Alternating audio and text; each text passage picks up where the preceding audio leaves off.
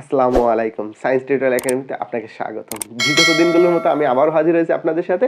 আজ আমি যে বিষয় নিয়ে আলোচনা করতে এসেছি আপনাদের সাথে, সেটা জ্যামিতি অংশের মধ্যে যে ত্রিভুজ আছে না, ত্রিভুজের স্থলকোণী ত্রিভুজ নিয়ে সূক্ষ্ম আলোচনা করব। স্থলকোণী ত্রিভুজ কি? স্থলকোণী ত্রিভুজ হচ্ছে, আগে আমাদের বুঝতে হবে স্থলকোণ কি। স্থলকোণ হচ্ছে যে কোণের মান 90 ডিগ্রি থেকে বড় তাকে আমরা স্থলকোণ বলি। ওকে, এখন স্থলকোণ তাকে আমরা স্থলকোণ বলি। এখন যদি একটি ত্রিভুজে একটি কোণের মান 90 ডিগ্রি থেকে বেশি হয় তাকে আমরা কি বলবো? স্থলকোণ বলবো। ওকে, স্থলকোণী ত্রিভুজ বলবো আর কি। আচ্ছা, তাকে আমরা কি স্থলকোণী ত্রিভুজ বলবো। স্থলকোণী ত্রিভুজ তাহলে কাকে বলে? যে ত্রিভুজে একটি কোণের মান 90 ডিগ্রি থেকে বড় তাকে আমরা স্থলকোণী ত্রিভুজ বলি। এখন একটি কোণের মান যদি 90 ডিগ্রি থেকে বড় হয় তাহলে অপর দুটি কোণের মান অবশ্যই 90 ডিগ্রি থেকে ছোট হবে।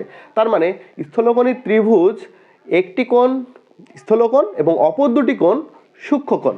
একটি কোণ স্থলকোণ, অপর দুটি কোণ কি কোণ? সূক্ষ্মকোণ। আপনাদের এটা মাথায় রাখতে হবে।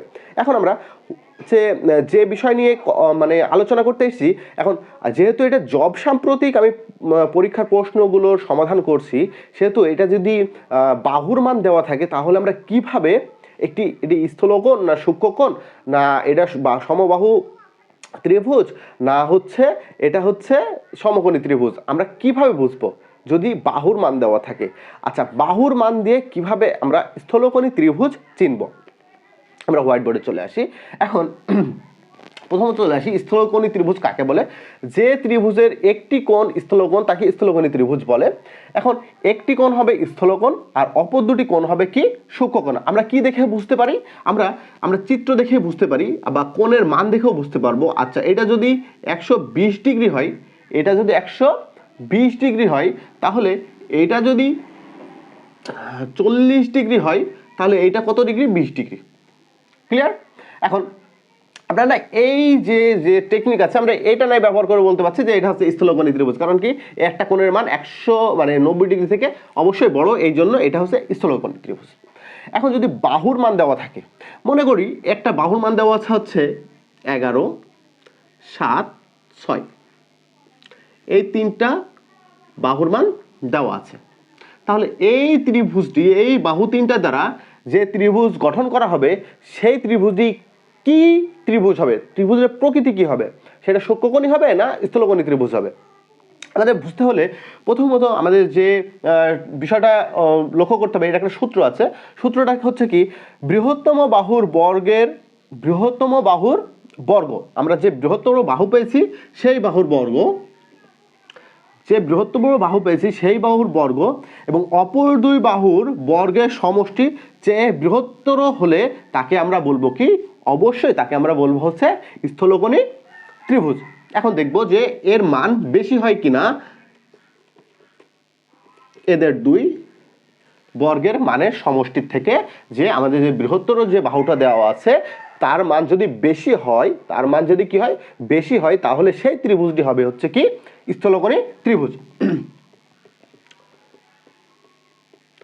11কে বর্গ করলে কত হয়? 121। 7কে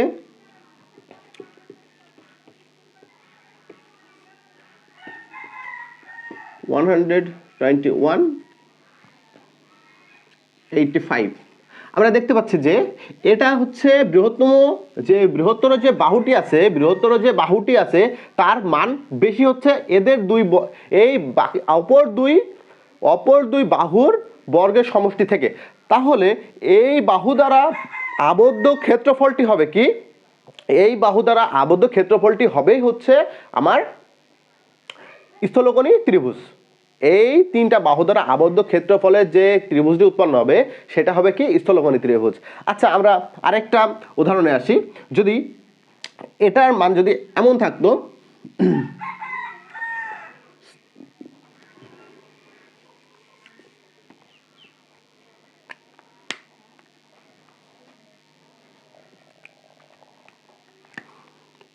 যদি 7, 6 আর 5, 7, 6, 5 একটি ত্রিভুজের কি হতো? তিনটা বাহুর মান হতো।